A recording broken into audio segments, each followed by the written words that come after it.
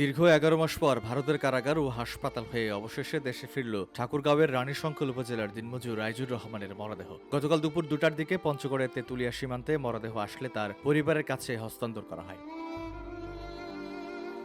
নিহত আইজুর রহমান রানীশঙ্কল উপজেলার সাহানাবাদ গ্রামের মর্তুজ আলীর ছেলে। গত বছরের মে মাসে বাংলাদেশের ভেতর থেকে তাকে ধরে নিয়ে যায় বিএসএফ সদস্যরা। পরবর্তীতে জানা যায় তিনি ভারতের শিলিগুড়ির একটি হাসপাতালে চিকিৎসাধীন অবস্থায় বন্দী আছেন। গত ২২ মার্চ মৃত্যুর খবর পাওয়ার পর দেশে ফিরল তার নিথর দেহ। দুপুরে তেঁতুলিয়া সীমান্তে বিজিবি ও বিএসএফ এর উপস্থিতিতে আইনি প্রক্রিয়া শেষে আইজুরের মরদেহ পরিবারের কাছে হস্তান্তর করা হয়েছে। এ সময় স্বজনদের আহাজারিতে ভারী হয়ে ওঠে সীমান্তের বাতাস, সৃষ্টি হয় এক হৃদয় বিদারক পরিস্থিতির। মরদেহ গ্রহণ শেষে বিকেলের দিকে সেটি তার নিজ গ্রামে পৌঁছায়।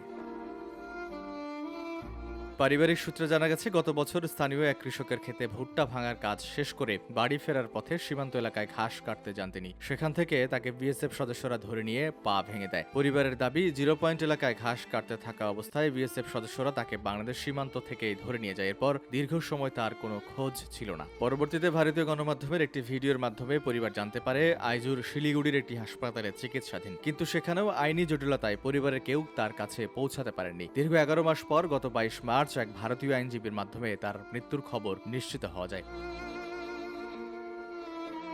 আইজুরের স্ত্রী অভিযোগ করে বলেন, অপরাধী না হয়েও তাকে সীমানা থেকে ধরে নিয়ে বেধড়ক পিটিয়ে পা ভেঙে দেওয়া হয়েছিল এবং শরীরে গুরুতর জখম করা হয়েছিল। এদিকে নিহতের সন্তানরা কান্নায় ভেঙে পড়ে সরকারের কাছে বিচার দাবি করে বলেন, মানবাধিকারের চরম লঙ্ঘন এই ঘটনার জন্য দায়ী বিএসএফ সদস্যদের দৃষ্টান্তমূলক শাস্তি হওয়া প্রয়োজন। বাংলাদেশের মাটি থেকে সে আমার স্বামীকে ভারতের বিএসএফ টানে ছেঁচড়ে মেরে পা একটা ভাঙে দিয়ে 11 মাস থেকে কোনো খোঁজ খবর ছিল না।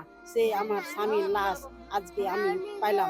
নদীর ওই পারে যে বাংলাদেশের অনেক জমি আছে, ওই জমিতে নাকি উনি আগে কৃষি কাজ করছিল। কৃষি কাজ শেষ করার পরে তখন ঘাস কাটতেছিল, বাকি লোকজনগুলো চলে আসছে, উনি একাই ঘাস কাটছিল।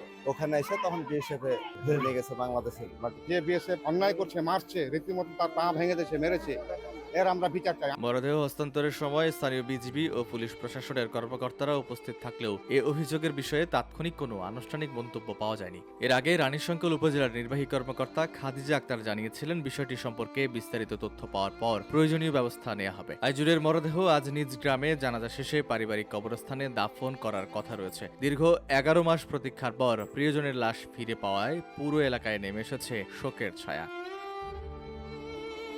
VOD Bangla news desk.